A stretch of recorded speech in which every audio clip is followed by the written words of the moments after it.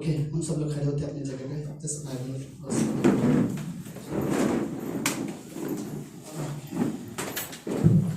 लूका का 10वां अध्याय।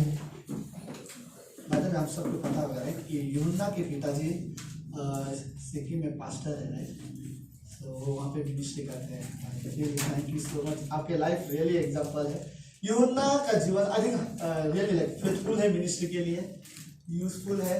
हमारे मुंबई में जितने भी कलीसिया है, हर कोई चाहता है कि उसे अपनी तरफ खींचे यूहन्ना के। तो थैंक यू सो मच आपके लाइफ के लिए, रियली लाइक आई थिंक बहुत अच्छा एग्जाम्पल हो आप यूहन्ना के लिए, और यूहन्ना में भी आगे कईयों के लिए।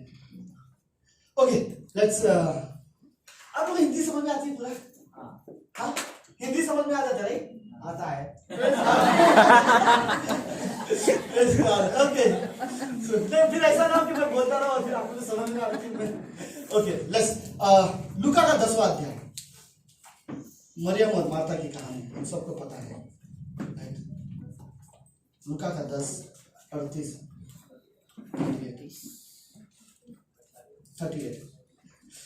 ओके, इसमें लिखा है जब वे जा रहे थे तो वो एक गांव में गया। मार्था नामक एक स्त्री ने उसे अपने घर में उतारा। मरियम नामक उसकी एक बहन थी, प्रभु के चरणों में बैठकर उसका वचन सुनती थी। 40 पंक्ति। परंतु मार्था सेवा करते करते घबरा गई, उसके पास आकर कहने लगी, हे प्रभु, क्या तुझे कुछ भी चिंता नहीं? मेरी बहन ने मुझे सेवा करने के लिए अकेले छोड़ दिया है, इसलिए उससे कहा कि वो मेरी सहायता करे। 41 पंक्ति।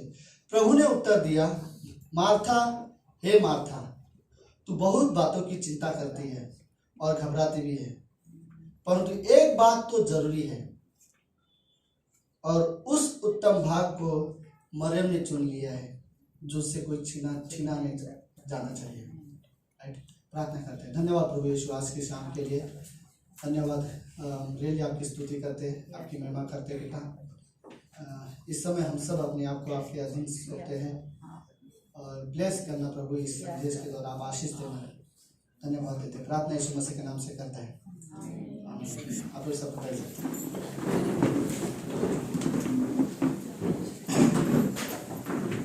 ओके, कल शाम को रियली लाइक बहुत अच्छा दिन होगा। ओके, दुल्हन अभी से थोड़ी सी डर रही है। मैंने से हल्के से उसके पास गया, पूछा आपको डर लग रहा है कल के लिए? थोड़ा लेकिन कुछ नहीं। ओके, सो पास्टर काल ये वर्ड्स बोलते थे। आई थिंक विजय और किरण की शादी के टाइम पे जब हम लोग उनसे मिलने गए थे पास्टर काल, तब पास्टर काल ने ये स्टेटमेंट बोला था, राइट? वेडिंग के लिए प्रिपेयर मत रहो, मैरिज के लिए हमेशा प्रिपेयर रहो। वेडिंग तो एक दिन आएगा, उसमें दिन खत्म, वेडिंग खत्म, राइट? कल शाम को 9 बजे के बाद वेडिंग खत्म, राइट? बट मैरिज तब तक है जब तक आप दोनों साथ में हो। तो प्रिपेयर रहना चाहिए, तो मैरिज के लिए, मैरिज लाइफ के लिए प्रिपेयर रहना चाहिए, right? So I think really like कल शाम को रियली बहुत अच्छा रहेगा, नीचे हम सब वहाँ पर रहेंगे। ओके, सो लेट्स मार्था और मरियम के जीवन से आज मैं एक कहानी ये आप लोगों के साथ शेयर करता हूँ। उससे पहले शॉर्ट में ये कहानी मैं आपको बताता हूँ।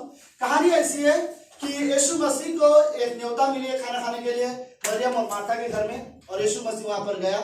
जब यीशु मसीह वहां पर पहुंचा तो मरियम ने पहले तो दोनों बहनें ने पूरा काम किया, जितना हो सके दोनों बहनें बहुत काम करते थे, और काम करने के बाद फिर देखा कि यीशु मसीह आ गया। मार्था फिर भी अपने अपने कामों में लगी है, कुछ ना कुछ, मैं भी शायद कितने टाइप के वो खाना बनाना चाहती थी, कितने प्रकार के डिश बनाती होगी यीशु मसीह को खुश करने के लिए वो लगी थी, राइट? और जैसे यीशु मसीह आया, फिर मरियम ने देखा, मरियम जाके यीशु मसीह के पास बैठ गई, और यीशु मसीह के पास और भी उसके चेहरे थे। तो जब भी यीशु मसीह आता था, बैठता था, बातें करता था, तो जब सिखाता था, लोग सुनना पसंद करते थे। मार्था अपने काम, अपने डिटेल्स को छोड़ नहीं पाई, और वो उसी में बिजी थी। लेकिन मरियम जाके यीशु मसीह के पास बैठी, और यीशु मसीह से बैठकर वो चुपचाप वो सुन रही थी यीशु मसीह क्या कह रहा है। और फिर सडनली मार्था बहुत काम करते करते करते करते थक गई और कहने लगी, सब मैं अकेली कर रही हूँ, कोई मुझे हेल्प करने वाली भी नहीं है। मेरी बहन भी जाके यीशु मसीह के पास जाके बैठ गई। फिर वो गुस्सा होकर यीशु मसीह के पास गई। और कभी कभी आपके साथ ऐसा हुआ है, गुस्से में आपके हाथ कांप रहे हो? ऐसा होता है कभी कभी आप गुस्से में हो तो आपके हाथ भी कांप रहे हो, आप डर भी रहे हो और गुस्से में भी बात कर रहे हो कि, और फिर आप यीशु मसीह से बहुत बोल रहे हो, जिसको पूरी दुनिया बोलते हैं कि उत्तम गुरु, और यीशु मसीह में नाराज होकर बोलते हो। आपको थोड़ी भी चिंता नहीं है, आप बिल्कुल केयर नहीं करते मेरे बारे में, राइट? अब मैं अकेली अंदर काम कर रही हूँ ताकि आप लोगों के लिए सेवा करूं, वो करूं, और मरियम आके यहाँ पर बैठ चुकी है, आप उसे बोलो कि वो मेरी हेल्प करे। और फिर यीशु मसीह ने से कहा, मार्था मार्था, तू बहुत बातों की चिंता करती है और घबरा भी रही है, लेकिन एक बात जो जरूरी था वो मरियम ने चुना है, उससे कोई छीन नहीं सकता। और मरियम ने जो चुना था वो ये था कि वो यीशु मसीह के पास बैठे और यीशु मसीह की आवाज सुने, राइट। तो ये एक्चुअली वो कहानी थी। तो इसी कहानी में मैंने रियली लाइक देखा, मार्था गलत थी, लेकिन मार्था ने कोई पाप नहीं किया था, मार्था कोई गलती नहीं की थी, कोई ऐसी गलत उसने एक्चुअली कोई किया नहीं था जो बुराई था, राइट। मेहमान घर पे आए तो स्त्रियों की जिम्मेदारी होती है कि काम करे, राइट। और उसे, तो मैं इस कहानी को रियली ऐसे देखा था, मार्था का जो जीवन मेरे लाइफ में, मेरे पर्सनली लाइफ में मैं बोलूं, मेरे लाइफ में मार्था भी जरूरी है और मेरे लाइफ में मरियम भी जरूरी है। तो ओके, लेट्स, मैं पीछे कुछ लोगों को बोलना चाहता हूँ कि आप लोग कुछ चेयर रख दोगे ताकि लोग बैठ सके। ओके, हाँ, ये लड़की सबसे आगे अपना चेयर ले रही है, सो स्वीट। बैठ जाओ, कोई बात नहीं। हाँ, एक चेयर यहाँ पर खा ले, रीमा जी आप आके बैठ सकते हो। ओके, ये बैठ गए, ये बात शिफ्ट हो जाओगे, और एक चेयर, हाँ आ जाओ भाई। ओके, और चल पीछे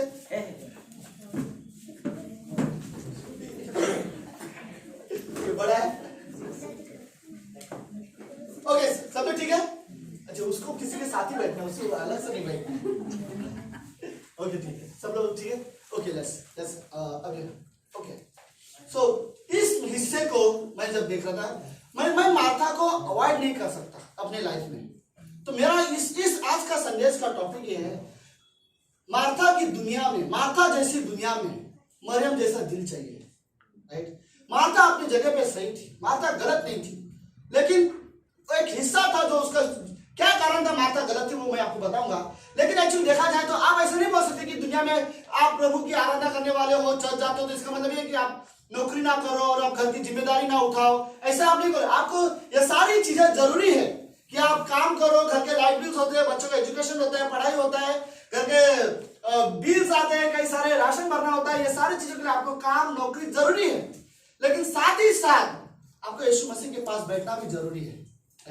आप ये दोनों चीजों को, तो मार्था का जो एक्चुअली जो कार्य, जो काम था, वो इस संसार को रिवील करता है, हमारी नौकरी, हमारे काम, हमारी जिम्मेदारी, राइट, हमारा एजुकेशन, हमारी कॉलेज, ये संसार का हिस्सा है जो कि जरूरी है। संसार में हर चीज गलत नहीं हो सकता, राइट। तो ये सारी चीजें दुनिया में डेफिनेटली जरूरी है, लेकिन साथ ही साथ जब समय मिले, प्रभु यीशु मसीह की उपस्थिति चल रही हो, तो मुझे यहां से उठकर वहां पर बैठने की जरूरत है, राइट।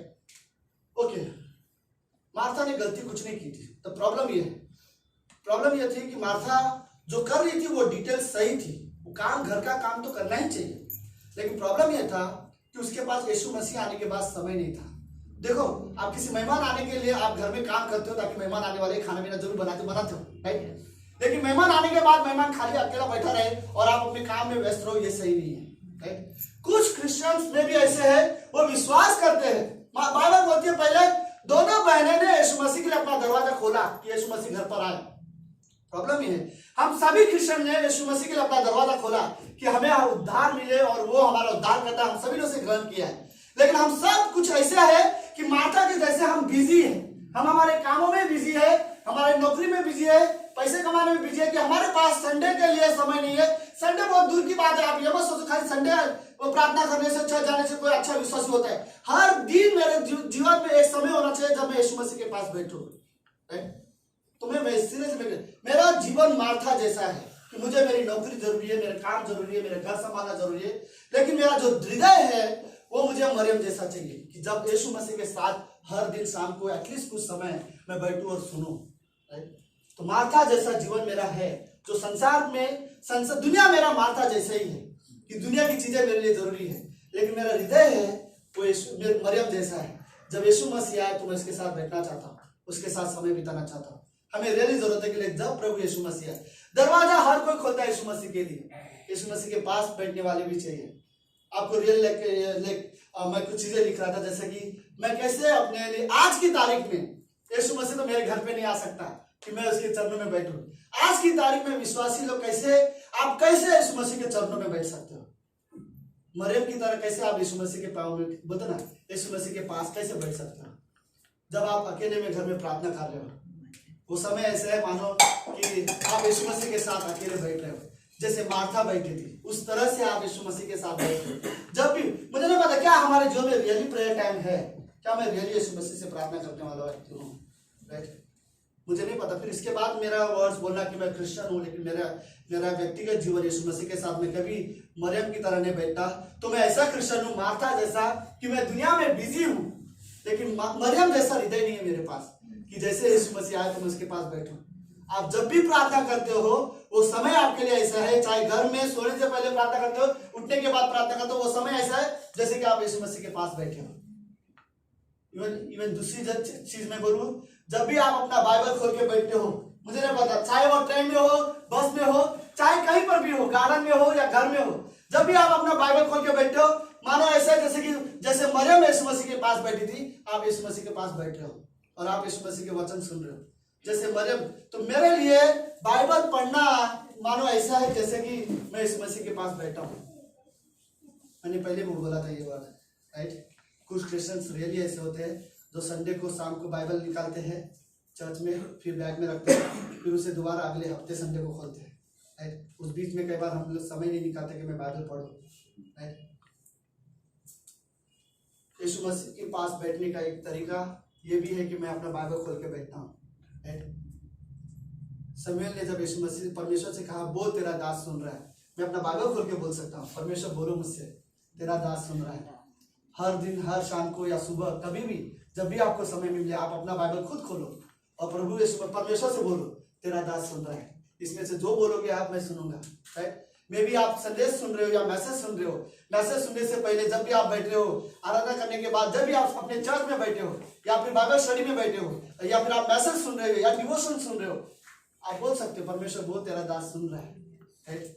और मानो ऐसे ही बोला जैसे कि मैं मरियम यीशु मसीह के पास बैठी थी। हाँ, मैं जीवन है मार्था जैसा मेरा जीवन है, मैं संसार में मुझे रहना है, डिटेल्स मुझे है, घर का लाइट बिल है, बहुत सारी चीजें हैं जो मुझे विश्वास योग्यता के साथ करना है, लेकिन इतना मार्था की तरह इतना बिजी भी नहीं हो जाना है कि जब यीशु मसीह आए और मेरे पास समय ना हो मैं कहूँ कि मेरे पास डिटेल्स है करने के लिए। पास्टर मार्टिन ने एक स्टेटमेंट बोला था, राइट? कुछ लोग सोचते हैं अगर मेरे पास करने के लिए कुछ नहीं होगा तो मैं चर्च जाऊंगा, राइट? बट ये ऑप्शन हो जाता है फिर, राइट? ये डिसीजन नहीं होता, ये आई थिंक ये एक तरह से जस्ट ऑप्शन है, मेरे पास करने के लिए कुछ नहीं है तो मैं चर्च चला जाता हूँ, राइट? ये तरीका यदि गलत है, अगर मैं ऐसा सोचता हूँ आज मेरे पास करने के लिए कुछ नहीं तो मैं चर्च चला जाता हूँ, ये फिर मेरे लिए खाली ऑप्शन है। बट प्रायोरिटी का दिखाता है मेरे पास डिटेल्स है लेकिन चलो मैं चर्च जाके आता हूँ, बाद में ये डिटेल्स को पूरा करूंगा, राइट?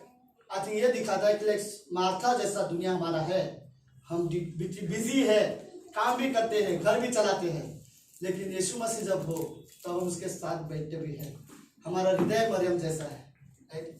तो आई थिंक रियली लाइक जरूरत है कि आप ये एक तरीका, ये आप जब किसी के साथ संगति करते हो, किसी के साथ फेलोशिप करते हो, किसी के साथ परमेश्वर के बारे में बात करते हो, ये समय वो है और आप सुन रहे हो, ये समय वो है जब आप मानो या फिर आप चर्च में बैठे हो, इवन पुलपिट के नीचे मेरा बैठना भी मानो एक तरीके से वैसा ही है जैसे मरियम यीशु मसीह के पास बैठी थी, राइट? और मैं पुलपिट के नीचे बैठकर सुनना यीशु मसीह के वचन, मानो वो वैसा ही है जैसे कि मैं मरियम की तरह यीशु मसीह के पास बैठकर सुन रहा हूँ।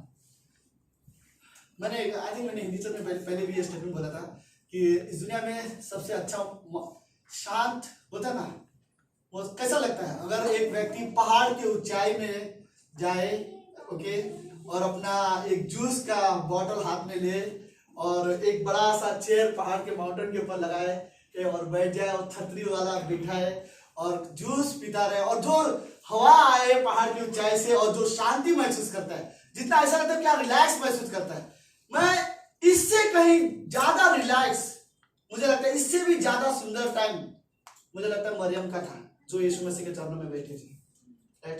एक जीवन की बातें जहां से आ रही थी, राइट?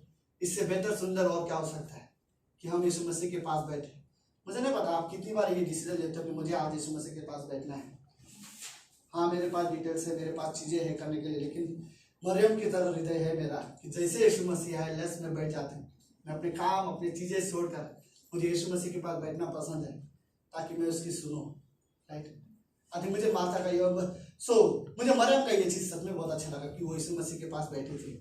लेकिन बाइबल में हम लोग देखते हैं कि मार्था, राइट, यीशु मसीह का ये स्टेटमेंट, मार्था सबसे पहले हम लोग देखते हैं कि बहुत घबराई हुई थी और बहुत गुस्से में भी थी, वो नाराज थी कि मैं अकेले काम कर रही हूँ, राइट। सी इसमें पता नहीं मुझे इसमें कोई कई बार लोग ये बोलते हैं मैं घर का काम करती हूँ, तुम जाते हो चर्च जाके आ जाते हो, तुम्हारे पास चर्च जाने के लिए टाइम रहता है, चर्च के लिए छुट्टी लेते हो, महीने लेते, बट ओके, किसी ने किसी को मना नहीं किया, बट किसी के पीठ पीछे कमेंट्स होते रहेंगे। बट हमें ये डिसीजन लेना है कि मरियम को कोई फर्क नहीं पड़ता मार्था इस समय से गुस्से में क्या बोलना चाहती है, राइट। इस समय उसने जो चुना है उसने वो चुना है, यीशु मसीह के पास बैठना। आप लोग रियल ये है, सुनो, जब भी कोई व्यक्ति यीशु मसीह के साथ चलने का निर्णय लेते हैं, ऐसे बहुत सारे कमेंट पीछे आते हैं। मुझे एक कमेंट रियली पसंद है, लुका के 19वें अध्याय में जब जक्कई यीशु मसीह के साथ चल रहा था और जब यीशु मसीह के घर जाने के लिए जब वो यीशु मसीह के साथ चल रहा था, पीछे से कुछ लोगों ने कमेंट्स किया और पीछे से कमेंट करने वाले लोगों ने क्या कहा पता है?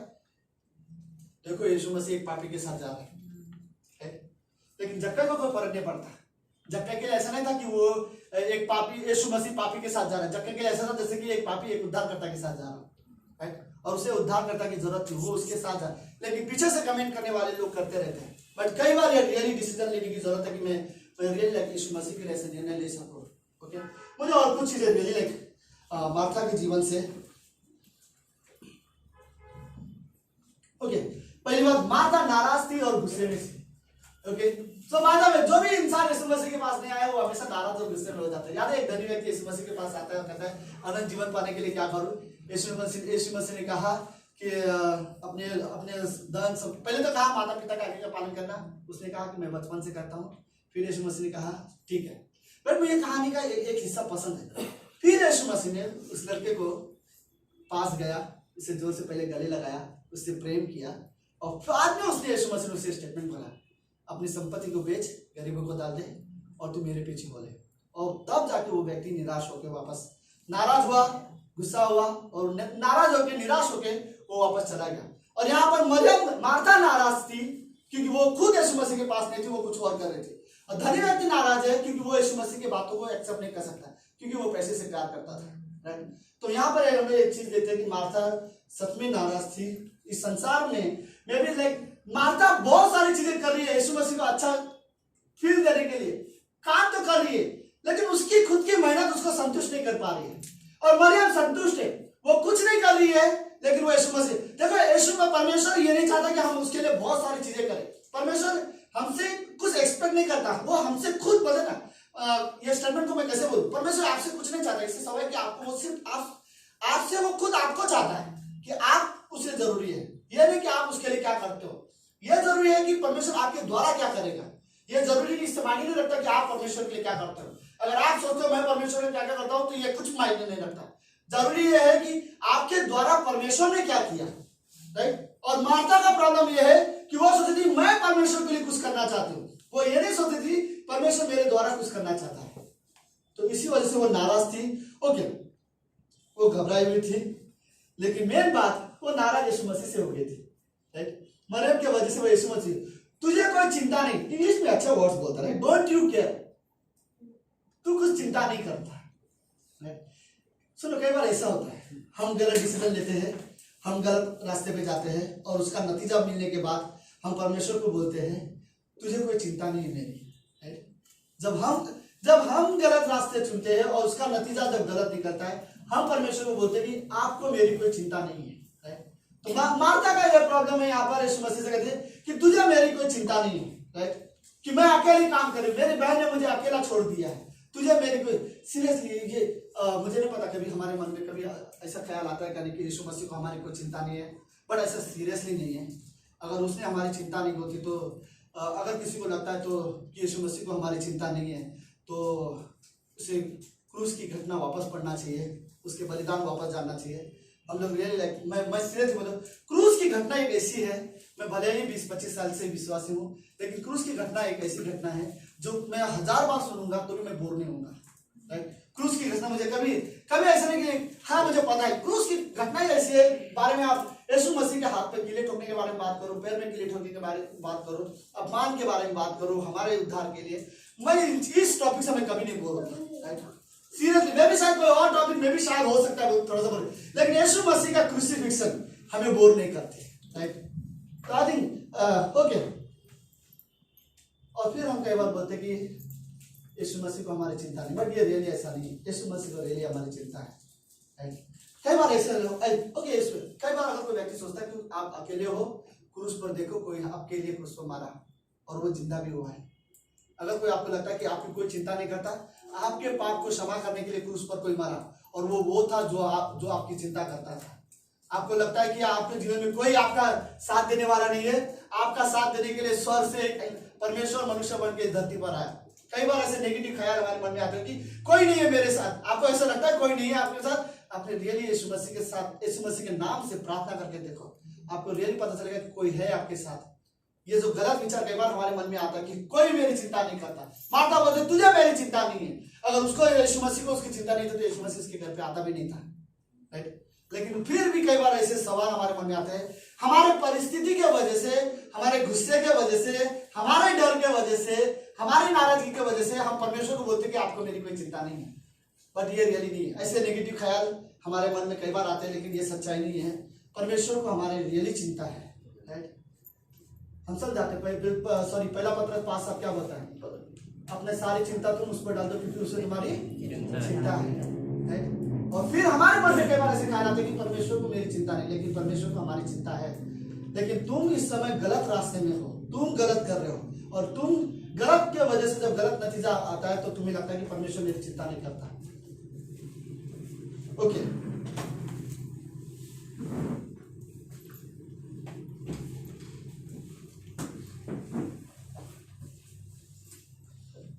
ओके, बट मरियम का यीशु मसीह के पास प्रेम क्या है? ओके, मैं इस हिस्से को सोचूं। ओके, प्रेम ये नहीं है कि आप क्या करते हो परमेश्वर के लिए, सीरियसली प्रेम इसमें, लेकिन प्रेम इसमें है कि क्या आप यीशु मसीह के पास बैठते हो। राइट, कई बार ऐसा होता है कि मैं प्रेम, सीरियसली आप सोचते हो कि मैं उसके लिए बहुत सारी चीजें करना चाहता हूं, पर ये प्रेम नहीं है। ये आप अपने आप को प्रूव करना चाहते हो कि मैं उसके लिए क्या कर सकता हूं। राइट, प्रेम एक्चुअली ये है कि क्या आप उसके पास कभी बैठते हो क्या नहीं। माता ने सोचा कि मैं यीशु मसीह से प्रेम करती हूँ, साबित करने के लिए बहुत सारे काम करना चाहती हूँ और उसे अच्छे से कुछ खाना खिलाना चाहती हूँ। और मरियम ने सोचा मैं भी उससे प्रेम करती हूँ तो मैं उसके लिए कुछ करना नहीं चाहती, मैं बस उसके प्रेम को ग्रहण करना चाहती हूँ, मैं उसके पास बैठना चाहती हूँ। राइट, प्रेम रियली इसमें नहीं है कि मैं परमेश्वर के लिए क्या करता हूँ, प्रेम इसमें है कि क्या मैं परमेश्वर के पास बैठता हूँ। राइट, तो उस समय मरियम ने यह साबित किया कि वो रियली परमेश्वर से प्रेम करती थी। दोनों में फर्क है। ओके, मैं ये कहूंगा माता अपने कामों से परमेश्वर को खुश करना चाहती थी और मरियम परमेश्वर से प्रेम करती थी। राइट, वो सोचती थी कि मैं इतना कुछ करूंगा तो यीशु मसीह शायद खुश हो जाएगा। राइट, लेकिन मरियम सोचती थी मैं उसके पास बैठूंगी, मेरे लिए वही काफी है। राइट, मैं खुश हो जाऊंगी, मैं उसके पास बैठूंगी और मैं उससे सुनूंगी। तो एक्चुअली प्रेम इसमें नहीं कि मैं परमेश्वर के लिए क्या करता हूँ, प्रेम एक्चुअली इसमें है कि मैं परमेश्वर के साथ समय बिताता हूँ या नहीं। राइट, ओके, मुझे इस हिस्से में यीशु मसीह का जवाब अच्छा लगा। ओके, तो यीशु मसीह का जवाब ये है, मार्था मार्था तू बहुत बातों की चिंता करती है। कई बार ऐसा हो सकता है। ओके, इसलिए तू घबराती भी है क्योंकि तू बहुत बातों की चिंता है। ये वर्ड्स जरूरी नहीं कि मार्था को बोले। अगर कोई संसार में बिजी है और यीशु मसीह के पास ये समय नहीं है, ये सब हम सभी के लिए है।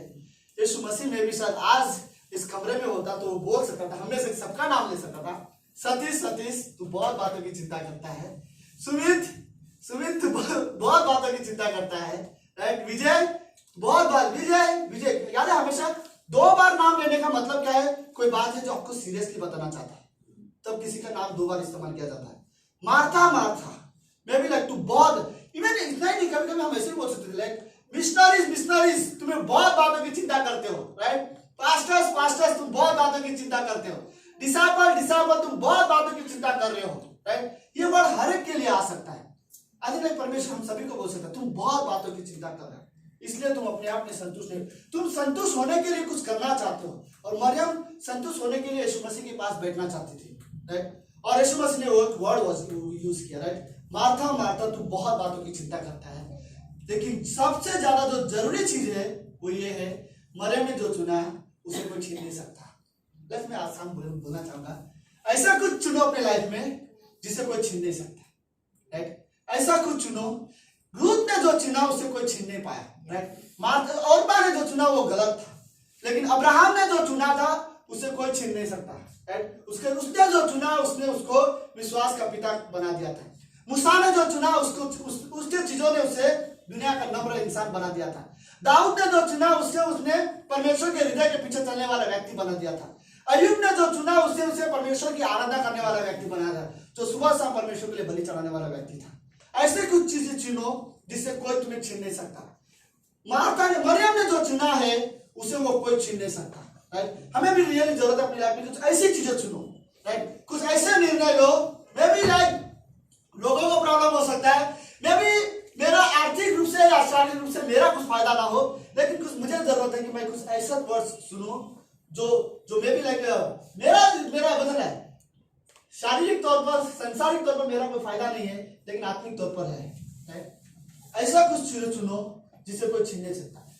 यीशु मसीह ने मार्था से कहा, मार्था मरियम ने जो चुना है उसे कोई छीन नहीं सकता। और मरियम ने क्या चुना था? सिर्फ इतना कि यीशु मसीह आए, मैं अपने काम में बिजी नहीं हो सकती, लेट्स सब छोड़ दो और मुझे इससे बैठना है, मुझे रियली सुनना है।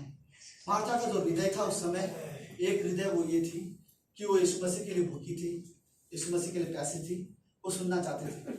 मार्था मरियम एक सुनने वाली लड़की थी। जब यीशु मसीह आ गया, मैं किसी की सुन, मैं मार्था अंदर बड़बड़ कर रहा है, मुझे उसकी भी नहीं सुनना है, राइट। यीशु मसीह है, लेट्स मुझे उसकी सुनना है। वो सुनने के लिए बैठ गई थी।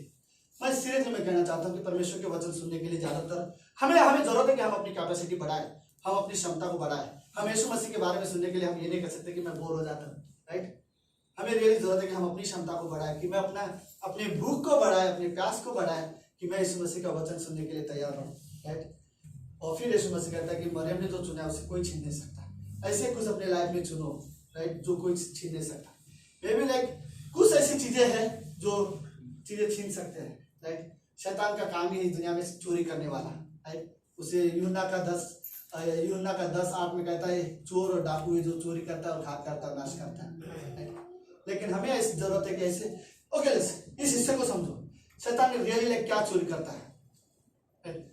लेट्स हमारे पास ये आदमी लाइक अच्छा वर्शिप करते हैं आजकल, राइट।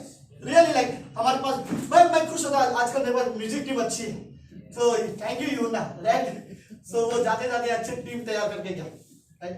सो लेट्स ओके, शैतान कोशिश करता है कि इसके अंदर से जो परमेश्वर के लिए वर्शिप करता है ना, इस चोरी करे, राइट, इसको वो वर्शिप करने ना दे। और कई बार शैतान असफल रहता है, वो चाहकर भी ना इसको वर्शिप करने से रोक नहीं सकता। क्योंकि पता शैतान क्या करता है, ठीक है तुझे वर्शिप करना है, करता रहे, गाना गाना है गाता रहे, गिटार बजाना बजाते रहे, तेरे अंदर जो खुशी है ना उसे मैं चोरी कर लेता हूँ, राइट। उसके बाद भी तू अपने टैलेंट दिखाता रहेगा, बजाता रहेगा, गाना गाता रहेगा, वर्शिप चलता रहेगा, लेकिन तेरे अंदर एक जॉय जो है ना, जो खुशी थी परमेश्वर के लिए, वो शैतान ने चोरी कर ले। अब एक इमेजिन करो, अगर इसके बाद जो इसके अंदर की जो खुशी थी परमेश्वर के लिए वो चोरी हो गया, तो इसके बाद ये कितना ही अच्छा बजाए, कितना ही अच्छा गाना गाए, कितना अच्छा वर्शिप करे, कलीसिया में वर्शिप हो जाएगा, लेकिन परमेश्वर इसकी वर्शिप को एक्सेप्ट नहीं कर पाएगा, क्योंकि इसके अंदर की जो खुशी है उसे शैतान ने चोरी कर लिया है। तो कई बार शैतान का ये काम है कि वो हमारे अंदर वो चोरी कर लेता है। तो तो कई बार ये कोशिश करो कि हमारे अंदर सिर्फ गुण नहीं, सिर्फ समय नहीं, सिर्फ टैलेंट ही नहीं, बल्कि हमारे अंदर एक खुशी भी है परमेश्वर को ये सारी चीजें करने के लिए, वो शैतान चोरी ना करे। और ऐसे चीजें रियली डिसाइड करो कि शैतान चोरी ना करे, कोई छीने ना। मैं रियली थैंक गॉड, यीशु मसीह पर विश्वास करने से बाद कोई नहीं छीन। कुछ चीजें ऐसी है जो हमसे कोई छीन नहीं सकता। जो यीशु मसीह पर विश्वास करता है, जीवन की किताब में उसका नाम लिखा हुआ है, कोई उस नाम को मिटा नहीं सकता, कोई छीन नहीं सकता। जो यीशु मसीह में विश्वास करता है वो अनंत काल का जीवन पाएगा, कोई उसके अनंत काल का जीवन को छीन नहीं सकता। जो यीशु मसीह में विश्वास करता है वो हमेशा के लिए पवित्र है, कोई उसकी पवित्रता वापस छीन नहीं सकती। जो यीशु मसीह में विश्वास करता है वो धर्मी है, उतना ही धर्मी जितना यीशु मसीह धर्मी है, क्योंकि यीशु मसीह की धार्मिकता उसके अंदर डाली गई है। और कोई नहीं इस धरती पर जो उसकी धार्मिकता को छीन सके, क्योंकि वो धार्मिकता उसने अपने आप से नहीं कमाई है, यीशु मसीह ने अपनी धार्मिकता उसके अंदर डाला है। तो कुछ ऐसी धार्मिकता है जिसे वो धार्मिकता ऐसी है जिसे कोई छीन नहीं सकता। हमने वो चुना, यीशु मसीह में विश्वास करते ही हमने ये सारी चीजें, पवित्र आत्मा हम सभी के अंदर है, और कोई नहीं जो इसे छीन सके, कोई भी नहीं जो मेरे अंदर से पवित्र आत्मा को मुझे अलग कर सके। मैं यीशु मसीह की संतान बनाऊं जब यीशु मसीह में विश्वास करता हूं, और इस संबंध से कोई मुझे अलग नहीं कर सकता। कोई मुझे परमेश्वर के प्रेम से कोई हमें अलग नहीं कर सकता, कोई छीन नहीं सकता मुझे। हाँ, हो सकता है कोई व्यक्ति, शैतान ये कोशिश करे कि मैं परमेश्वर से प्रेम ना करूं, लेकिन शैतान ये कोशिश कभी नहीं कर सकता कि परमेश्वर मुझसे प्रेम ना करे। मुझे वो परमेश्वर के प्रेम से कभी अलग नहीं कर सकता। शायद मेरे प्रेम से मुझे अलग कर सकता है कि मैं परमेश्वर से ना करूं, लेकिन परमेश्वर के प्रेम से जो मुझसे करता है उसे वो मुझे कभी नहीं अलग। मेरा पाप भी मुझे परमेश्वर के प्रेम से अलग नहीं कर सकते, क्योंकि परमेश्वर तो लेट्स कुछ ऐसी चीजें चुनो कोई छीन नहीं सकता। ऐसा हमारे जीवन में कोई ऐसा नहीं है जो आपके जीवन से कोई छीन सके। आपका उद्धार कोई छीन नहीं सकता, अनंत जीवन कोई छीन नहीं सकता, पवित्र आत्मा कोई छीन नहीं सकता। हमें रियली जरूरत है कि हम ऐसे कुछ चुने। मार्था ने जो चुना है उसे कोई छीन नहीं सकता। कुछ लोगों को जरूरत है कि ऐसे चुनो कि मैं यीशु मसीह के कॉलिंग में जीना चाहता हूँ, राइट, और वो बुलाहट आपसे कोई छीन नहीं सकता। यीशु मसीह के रास्ते को चुनो, मार्ग को चुनो, कोई आपको अलग नहीं कर सकता। कोई आपको उस मार्ग से चलने से अलग नहीं कर। यीशु मसीह के लिए निर्णय लेने वाले व्यक्ति, आपके निर्णय आपसे कोई छीन नहीं सकता, राइट। इस तरह के निर्णय लो। अभी मार्था ने जो चुना है, मरियम ने जो चुना है, उसे कोई छीन नहीं सकता, राइट। रियली जरूरत। तो लास्ट में ओके, मेरा जीवन है, मेरा जो जीवन है वो मार्था जैसा ही है। मुझे काम, नौकरी सब जरूरी है, लेकिन अगर ये सारी चीजें में मैं यीशु मसीह को भूल जाऊं तो मैं गलत हो जाती हूँ। मार्था ने कोई पाप नहीं किया था, ना चोरी की थी, ना कोई बुराई था।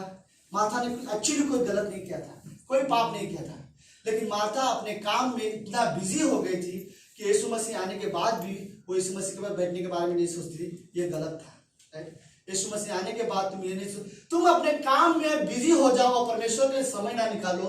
इसके बावजूद कि आप ये सोचो कि मैं तो कुछ गलत नहीं कर रहा हूँ, कुछ पाप नहीं कर रहा हूँ, मैं जस्ट अपने ड्यूटी निभा रहा हूँ, घर की जिम्मेदारी पूरा कर रहा हूँ, लेकिन उस जिम्मेदारी के बीच में आप परमेश्वर को समय नहीं दे रहे हो, गलत है। मार्था, तूने कोई पाप नहीं की थी, कोई गलत नहीं था, राइट। तूने एक्चुअली ऐसा कोई गलत नहीं की थी, लेकिन फिर भी तू गलत थी कि तूने अपने कामों को यीशु मसीह से ज्यादा मायने दिया था, राइट। ये तेरी गलती थी।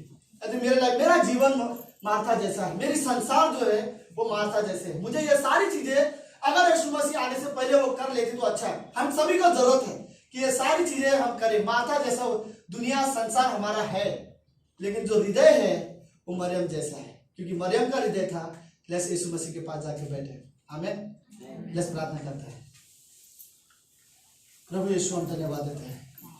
हमें रियली चाहिए गॉड कि हम सब की दुनिया मार्था जैसी है।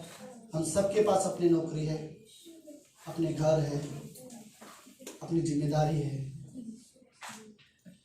और जो जिस जिम्मेदारी से हम भाग नहीं सकते, जो हमें पूरा करना भी है प्रभु, लेकिन हमारा हृदय मरियम जैसा है। हर शाम हम आपके साथ बैठ सकते हैं, जब भी हम आराधना करें हम आपके पास बैठ सकते हैं, जब हम प्रार्थना करें, बाइबल पढ़े, हम आपके साथ बैठे हुए हैं, बैठ सकते हैं। धन्यवाद यीशु मसीह, धन्यवाद देते हैं आज की शाम की सभा के लिए। हम रियली आपकी महिमा करते हैं बेटा। धन्यवाद प्रभु यीशु। प्रार्थना यीशु मसीह के नाम से करते हैं। आमीन।